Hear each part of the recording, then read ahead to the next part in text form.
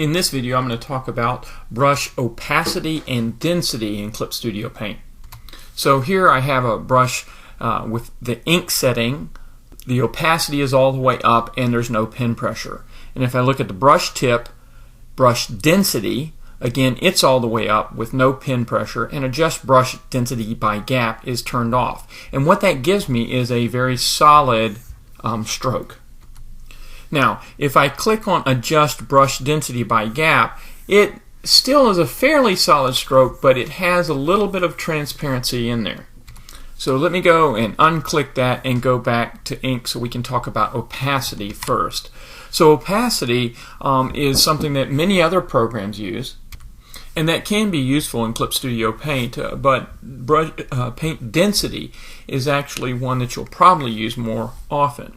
But let's take a look at the opacity, and I'm going to drop it down to 50% or so, around 50%. And so you can see that each stroke has a limited opacity, so that might be an effect that you want.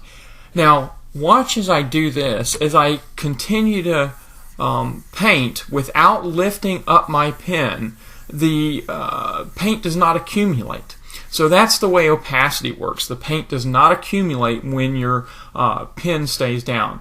Now once I lift it up and I put it down again, if I cross a patch that has a lower opacity, it will build up. And so through opacity, that's how I can build up paint using opacity, and it has this overlap kind of look. The other video talking about brush density also can get that, but it's in a single pass. So let me explain that.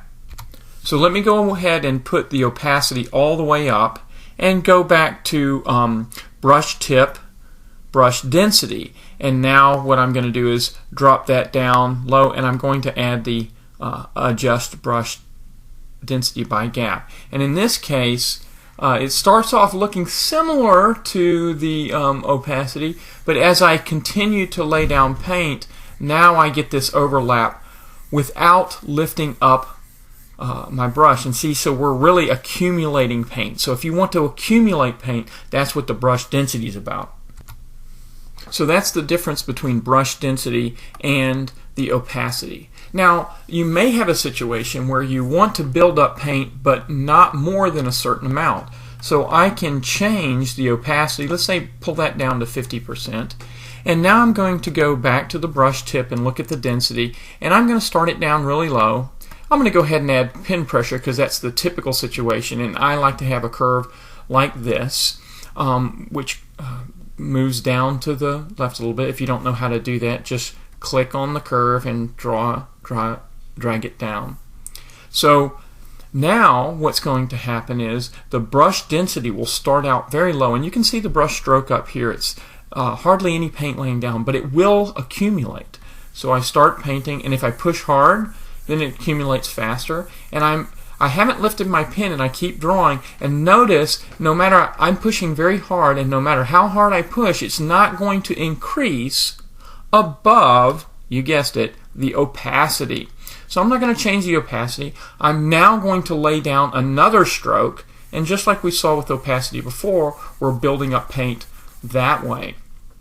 So using the opacity and the density is a way that you can do some kind of a blending type of thing by using multiple strokes, over and over again. That's a way that you can do it. The better way to do blending, though, is to do the mix ground color, and especially adding the running color on, and you can blend much more easily that way. But I have another video that explains that. But in any case, that's the difference between opacity and underneath brush tip, brush density. So brush density is the control that allows you to build up paint, and underneath ink, opacity is what limits the final amount of paint that you'll see. So as we see that with that brush density, the opacity controls the amount we build up to. Hope that helps.